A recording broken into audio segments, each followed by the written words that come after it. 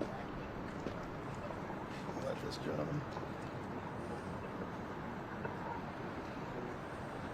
Okay. All right. Can you hear me all right? All right. You should have a statement already. I think we've heard a few things today and saw them in Jackson County's order, the first of which establishes, and I think it makes clear, that the 20% threshold is what's required in a normal budget year negotiation. Any amount over that amount can be negotiated, discussed, and made in collaboration with the city of Kansas City, Missouri. I would expect in next year's budget cycle that is exactly what you will see, which is that there will be a 20% appropriation, and any amount above that will be something where the city, working with the police department, the Board of Police Commissioners, come to an agreement as to what can be done there. I think you also see something from the decision, which in my opinion is regrettable, which suggests that there is no possibility for mid-year budget adjustments, either in the department's favor or in the department's detriment. What that means is several ordinances now before City Council to increase the police department's budget seem to be of questionable legal authority, and so that's something that we'll look to explore as well.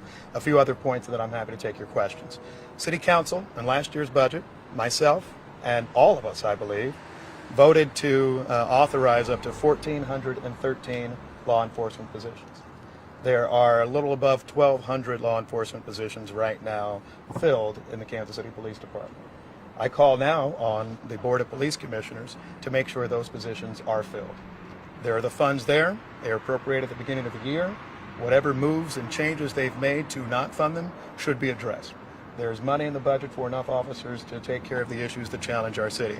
And because we cannot change it in the middle of the year for an increase or to change anything at all, I think that goes to the Board of Police Commissioners to make sure that they address that core value about the public safety of our community here in Kansas City. The department, the law department actually, is evaluating appeal if necessary, whereas I think I actually take from this order something fairly clear, that there can be a negotiation about what we do with money above the 20% threshold, this year 42%. Discussions on next year's budget, which is actually not that far away, roughly 5 months from being introduced, have already started. And we'll look forward to making sure we have discussions that look to how we can actually work on crime prevention, address the root causes of violent crime in a week where we've already had multiple people shot, 2 different triple shootings, and more than anything, an ongoing commitment by the city and myself to make sure that we become a safer Kansas City. I welcome any questions. I'll go in order this way. So you said basically in the beginning that it failed this year, but you may try next year. I think what the court lays out is that that's the path that one is supposed to use. And so I think what you will see is that rather than looking to use a mid-year budget adjustment, there will be the sort of discussion that says, how do we spend that extra $45 million per year? How can we make sure it works on crime prevention? How can we make sure that it helps get officers on the street? Right now, I think this year, last year, years before, every year, I'm one of those people who has voted on a police budget with a higher number of police officers, then we don't get them. And then usually through mid-year adjustments that the board is asking for, we end up addressing salary issues, we end up addressing total number of officers.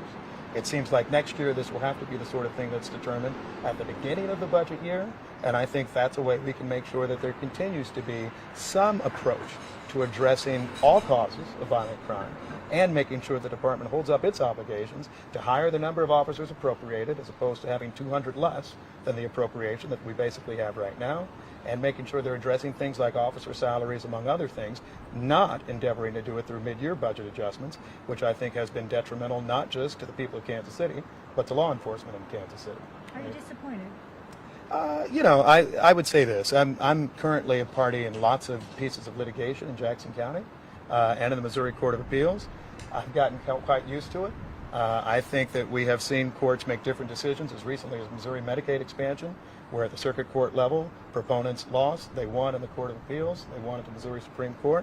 And so I think that that's why we'll continue to evaluate this going forward. But I am only disappointed for this reason, because despite all of our battles, back and forths, protests, rallies, other people saying any number of things, I don't think we've made a single Kansas Citian safer right now. I don't think the lawsuits made Kansas Citians safer. I don't think the resolutions made Kansas Citians safer. In essence, what we have is not just a status quo, but a discussion of what we can do in the future.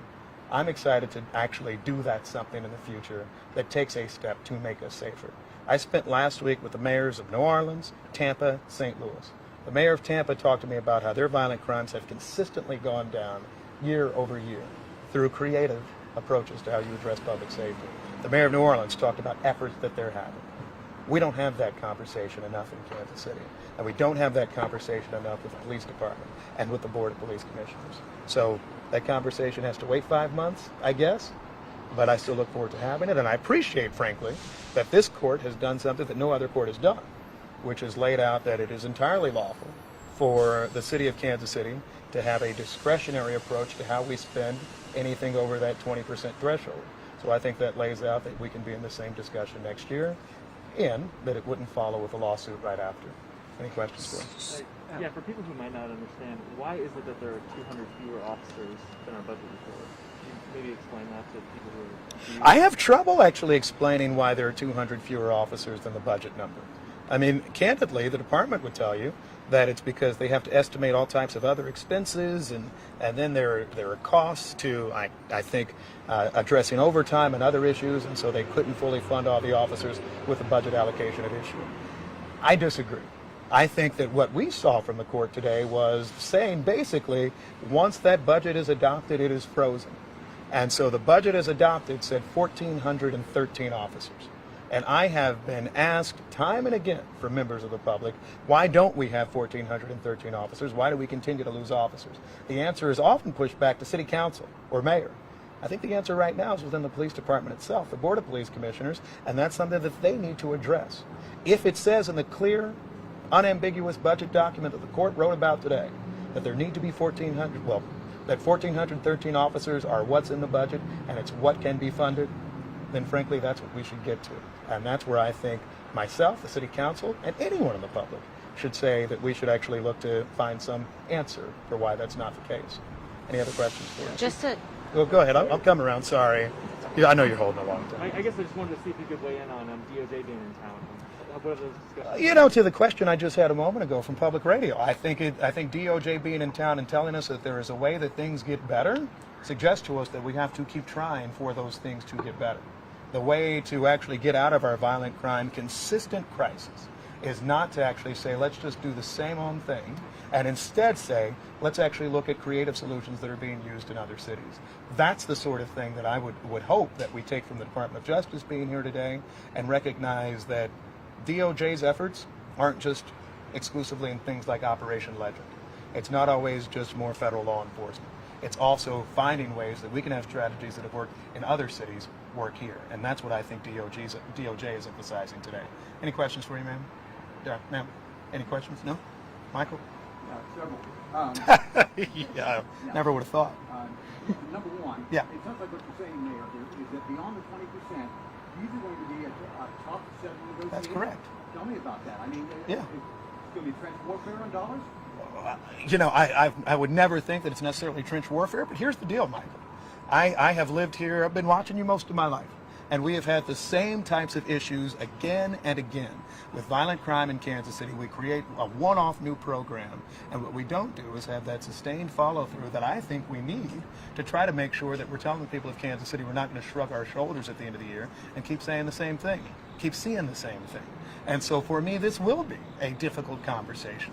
The court, I actually, and maybe people think I'm being foolish, I see a positive for the city out of this, because the court did say today that at that 20% threshold, you've done your duty, and anything above that is discretionary as to the city and can be negotiated in a contract between the city and the Board of Police Commissioners. And so to me, what we've laid out is basically a prediction of another 5 months where we will be discussing these things, and we're going to change something where I think I have failed, city councils previous to me have failed, which was when we in years past just took the police budget, basically made a rubber stamp of it, and then said at the end of the year, oh, these were problems we saw along the way. Not to mention the fact that year after year, and this is in the favor or disfavor of law enforcement actually, that our police officers have usually had to come for a mid-year adjustment to get salary increases, to get step increases, and to actually hire more officers. What we're seeing now is that's something that needs to be done during the budget negotiation as well. It's a bizarre as hell way to do things. I think it speaks to the foolishness of our state control system. because the fact that you can't actually talk to the police department about modifications anytime during the year is crazy. But hey, that's the way the law looks right now, according to the court. We'll evaluate appeal, but nevertheless, I think that's the situation we're in. Mayor, Yes. what confidence do you have the Board of Policemen, of which you are a member, Yes. will have any interest in listening to what City Hall says about this? Because they're now armed with a court judgment that says when you tried to do this, you violated Chapter 84 about the exclusive management and control of the department with the police force. Right. I think a few things. First of all, if you read the opinion, the court notes the discretion. The discretionary nature of the city's expenditure thereafter. It's discretionary, not qualified discretion, but is discretionary of the city. And you're right to note one very simple thing. If the board itself wants to defund the Kansas City Police Department by not coming to an agreement with the city about how we can actually help prevent crime, how we can help fight crime, then that will be a choice that the Board of Police Commissioners makes. I will be a vote against that. I think that the court laid out a path that said the city absolutely, nothing has foreclosed the city in that opinion. In fact, quite the contrary. The opinion suggests that the city has every right to say next year, here's your 20%. All right. If you want above this 20%, this is what we're expecting. And I don't think that there's anything in the opinion that says we cannot actually make that type of compulsion. So the police department and the board are going to get the allocation that Yes. they would get Yes. that would represent 150. Yes. But above that right now, nothing is guaranteed, correct? I would say this. I think it is guaranteed that the board and the police department will get $200 million. I would love to see the department get $250, $260 million. But to get 50 or 60 million more dollars, I think we need to make sure that the board actually talks to the representatives of the people elected by Kansas Cityans to make sure that we're looking at creative ways, important ways for us to address and fight violent crime.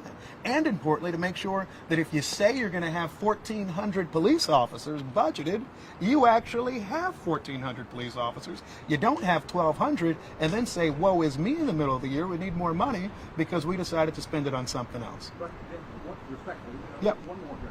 How Yep. is that not violating Chapter 84 when we're talking about exclusive management and control of the police department being with commission? I'll give you 1 second. All right. Right. What I take from today's court decision, they're suggesting the violation of Chapter 84 is based in an adjustment of an already adopted budget. In essence, the court was saying there are no takebacks once you do them. I do not read the court to say that you cannot actually try to have some discussion as to how discretionary funds will be spent. Indeed, the court actually references the memorandum of understanding between the City of Kansas City and the police department as relates to parking enforcement downtown. You have the example of KCHA. Go ahead, you can come back. Well, I'm not going to get an argument with that.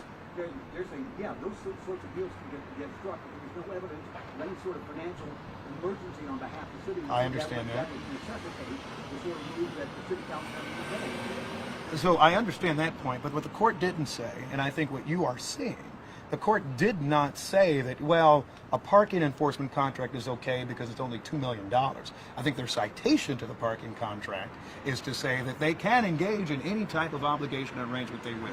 Where the violation lives is if you actually try to ex post facto adjust what the police board is doing with money that has already been appropriated.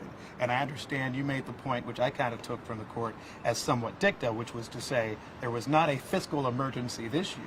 To me, the idea would be, though, what difference does it make for next year? They're not saying the only way that you cannot spend $40 million exactly as the board wants is for there to be a financial emergency.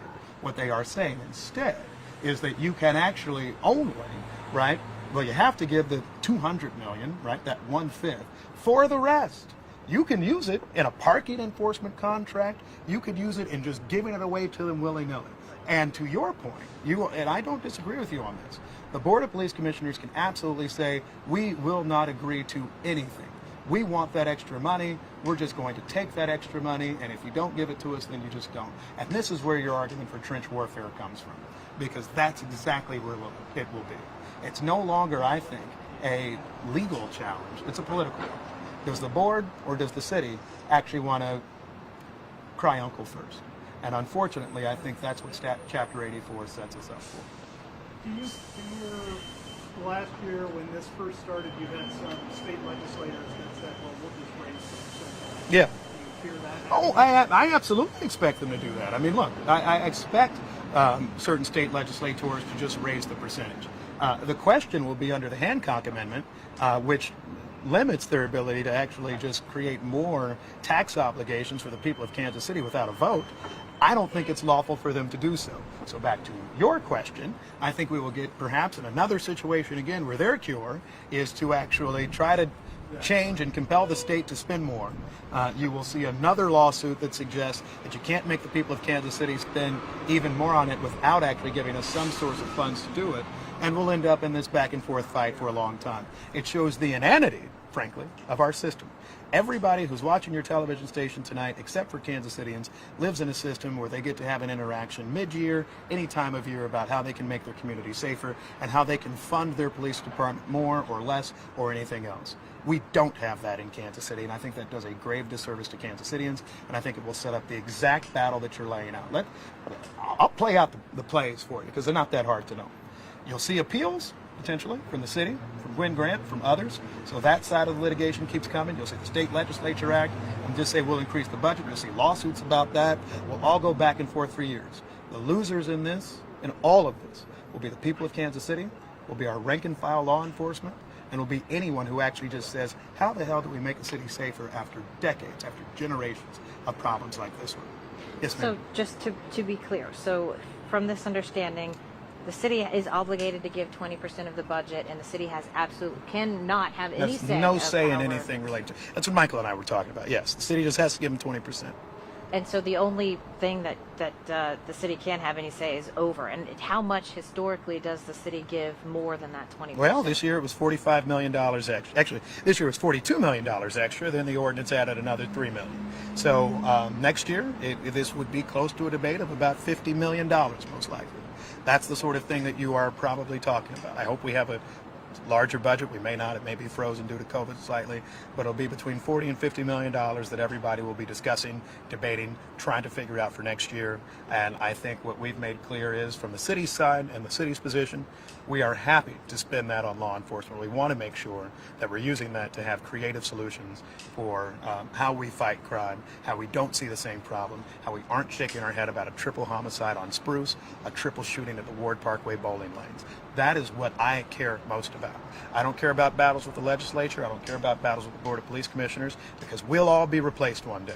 The legislators, the commissioners, the mayor. I will have not done what my job is for this city if in 20 years people are still watching the news and we are still one of America's 10 most dangerous cities. That's why we took these aggressive steps now. That's why we will continue to take every aggressive step we can. I remember at the beginning of all of this, you had said it was a slippery slope for the board to step into this litigation, because you were saying this could go all the way up to the Supreme Court. This could be a taxation without representation issue. That's right. You still... To get to the Supreme Court, you gotta stop in circuit court and get an appeal after that. So I think that this is kind of the sort of situation we're in right now. I think it is unfortunate. I think it will lead to more political battles, more legal battles. And I think there's a very easy way to solve it, which is for folks to say we're going to work together and try to find a way to better fund not just our law enforcement officers, which we are actually funding from the city side, but the Board of Police Commissioners isn't hiring, but also to find a way that we can actually address long-term concerns as to how we do violence prevention. Any questions? Yes, so I just wanted to know if you could kind of maybe talk about, how you and your office are planning to move forward after the ruling that came down today. Well, we've had the chance to review the decision. We will take a look more closely at the decision itself. We certainly will then talk to the city attorney's office about next steps, including appeal. You've seen that in a lot of the cases around us lately. Kevin Strickland, Ray's Cafe, everything under the sun. And then I think we will also have a parallel track, which is that we have to discuss next year's budget. So I've already started discussions about next year's budget. I hope that the Board of Police Commissioners is ready to work with us in finding ways that we can creatively solve violent crime in Kansas City and get ourselves out of what has been a violent crime epidemic in this city for far too long. All right, thank you. Thanks, Mr. Mayor. Appreciate it.